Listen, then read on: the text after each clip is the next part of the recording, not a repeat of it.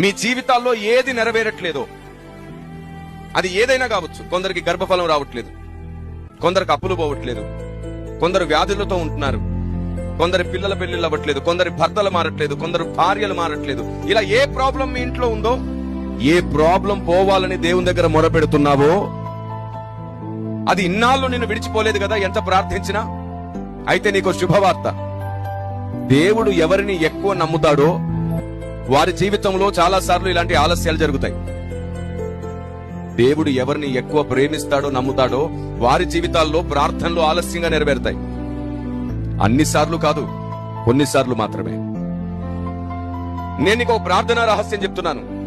ఏది నీ జీవితంలో ఇప్పుడు నెరవేరట్లేదో దానికోసం ప్రార్థన చేసి అడవడం మానేసి. మరేం చేయాలి సార్? ఏం చేయాలంటే, ఏ ప్రాబ్లం అయితే నీకుందో అలాంటి ప్రాబ్లమే భూమి మీద చాలా మంది కూడా ఉంది.